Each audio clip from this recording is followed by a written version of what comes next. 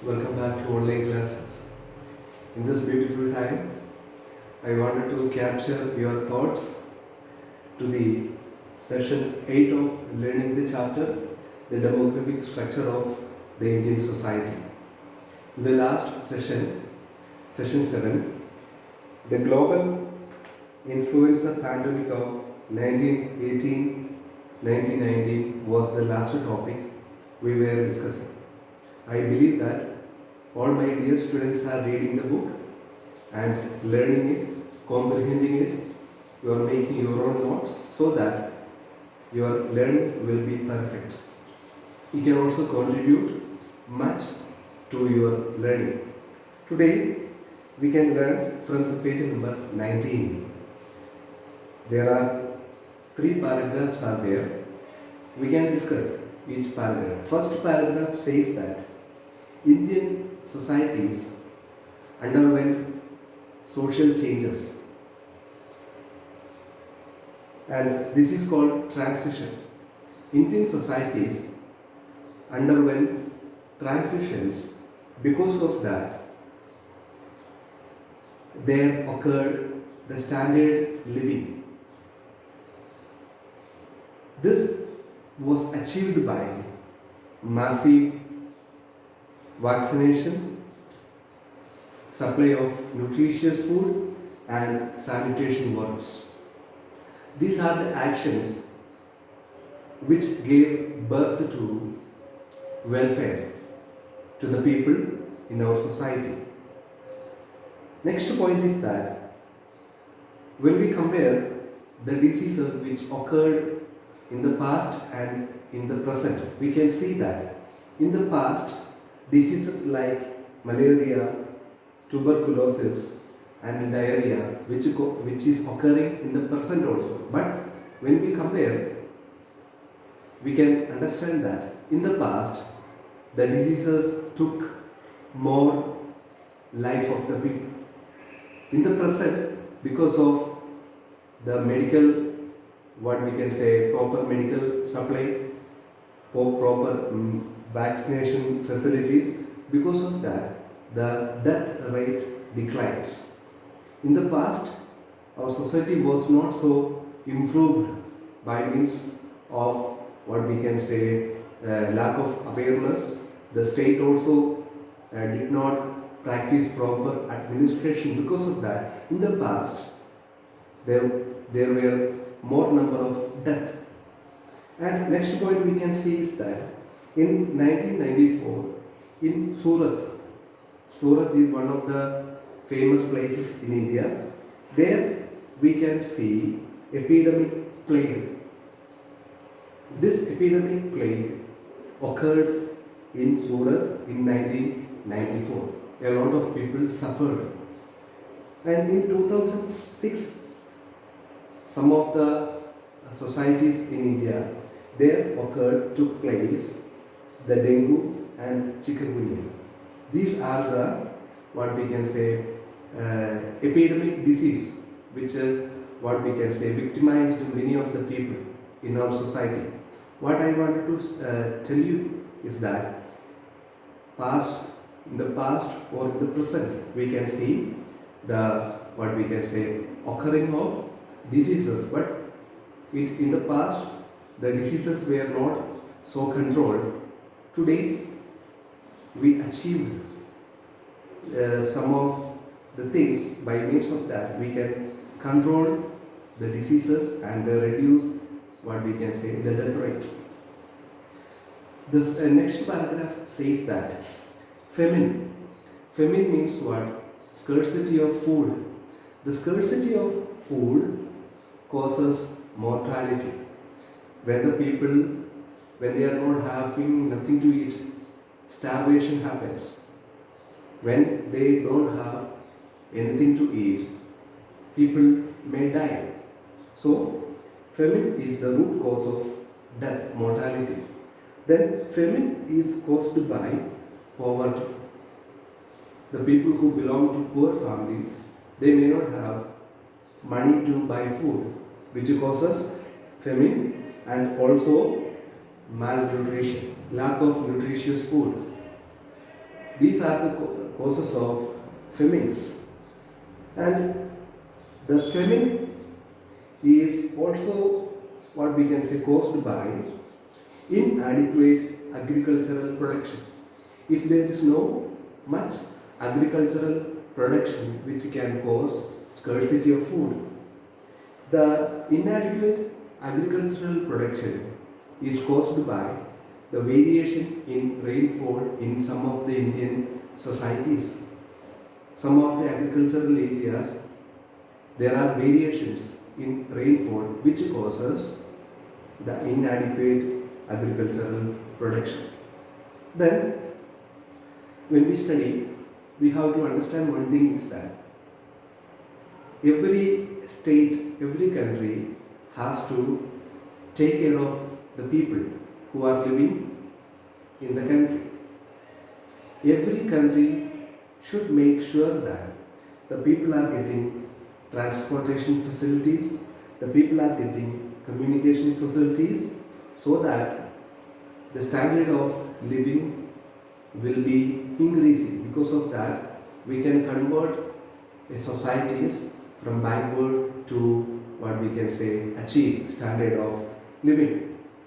Then Amartya Sen, in the same paragraph, we can see that he is one of the thinkers. He says that famine is caused by the failure of entitlement, not by lack of agricultural production. Amartya Sen wanted to say that the what we can say famine, the scarcity of food, which is caused by the failure of entitlement, which means what? The food items are not made available to the people. People are not able to buy food. Because of that, scarcity of food occurs not by lack of agricultural production. Then we can see that the state should make sure that there is irrigation facilities and communication facilities. Only when we can increase the standard of living of the people. Irrigation facility means what? The adequate water supply. The agricultural production should increase if there is proper what we can say irrigation facilities. Irrigation facilities or water supply to the people, to the farmers, will naturally what we can say increase the agricultural production. We can convert desert into fertile lands. Then next point is that still in the Indian societies we can see starvation. Starvation means what? Death because of hunger. Many people are dying because of hunger, and there is one act is there. The name of the act, which is written in the page number 19, second paragraph, last sentence. National Rural Employment Guarantee Act is the latest state initiative to tackle the problem of hunger and starvation in rural areas. The state, the actions, the deeds done by the state should be appreciated by the people, because the state is what we can say producing, making some of the rules and regulations which can give welfare to the people. So, National Rural Employment Guarantee Act, which causes increasing the what we can say standard of living of the people. So, the people, they will be saved from starvation. We can convert the backward communities into a place where standard of living is there. This is all about the second paragraph. Now we can move to the third paragraph. In the third paragraph we can see that death rate and birth rate. Nowadays the death rate declines, birth rate also declines. The third paragraph says that death rate declines sharply because the transition which took place in our society, social improvement, medical supply, nutritious food, because of that, the death rate declines sharply, but birth rate is not declining sharply. Birth rate is relatively increasing. Because of that, population is more. And why birth rate is increasing? The main reason is connected with socio-cultural phenomena. The birth rate is related with socio-cultural phenomena. In another way, I wanted to tell you that the people who belong to different religion, their mental, what we can say, awareness about birth rate should change. Some of the community give more importance to birth rate, so that such communities should think that the increase in population growth is not bringing economic development. We should control birth rate. We have already controlled death rate, but we should also control birth rate. Only when we can achieve economic development. Then birth rate nowadays declines because the prosperity in the family increases, infant mortality rate declines, and education is also playing a very good role in decreasing the birth rate. By means of education, people are getting the awareness about controlling population by means of decreasing birth rate. Then we can see total fertility rate. Total fertility rate means what? The number of birth by an average woman during their what we call reproductive age period. This is all about the total fertility rate. This is a study from what we can say on the basis of a chart which is given page number 20. In the page number 20 we can see the Indian map. There we can see the state-wise birth rate in India in 2016. In 2016 we can see birth rate was very less or least in Kerala and Tamil Nadu.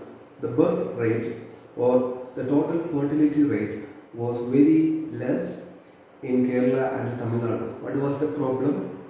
There is a problem because of the lowest rate, there is no replacement level. There is no adequate number of new generation to replace the old generation.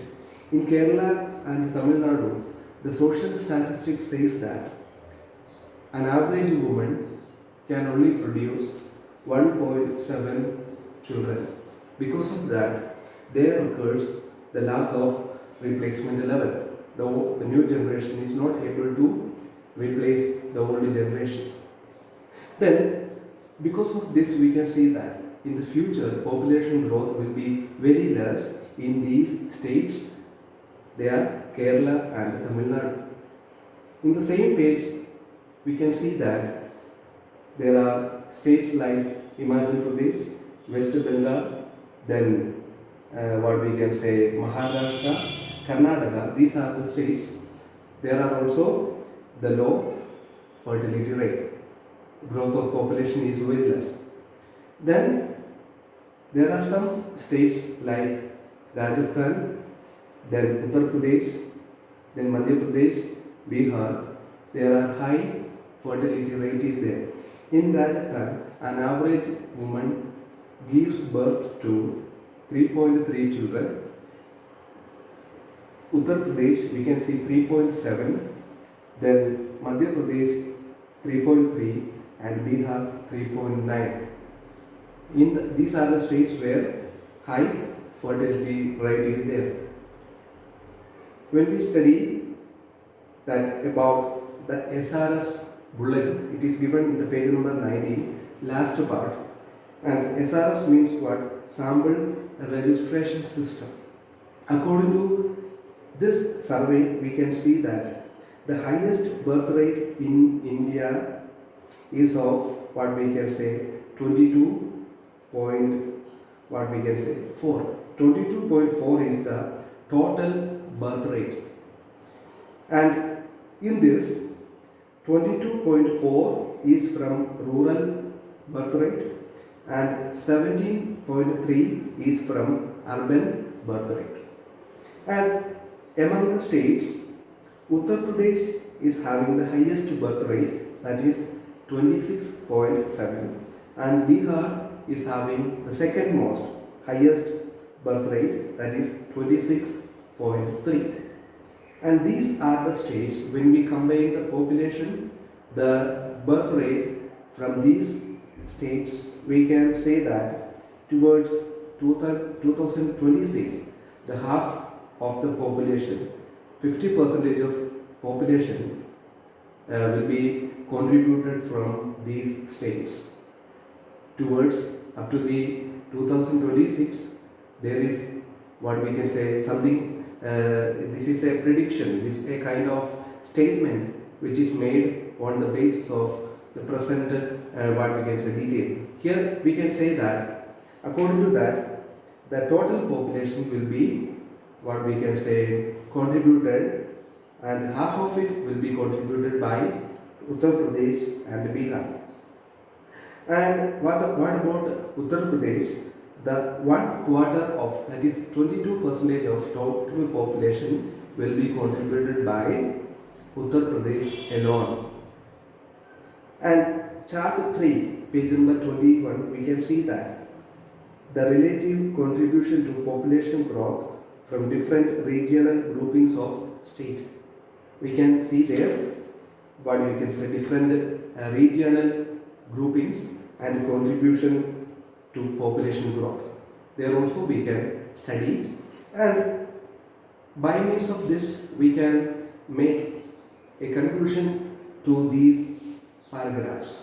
In the first paragraph, we have gone through the transition. Because of that, changes happened in our society, death rate declined, and the significance, the negative impact of the year 1994 and 2006, and famine caused by what we can say the inadequate agricultural production. Then the state should make sure that people are getting transportation and what we can say communication facilities. Then Amartya Sen, he says that famine is not caused by lack of agricultural production but caused by the lack of availability of food. People are not able to obtain or buy food. Still, in Indian backward communities, we can see starvation. Next paragraph, we were going through what we can say birth rate, death rate. Why birth rate is not decreasing sharply? Why death rate is decreasing sharply?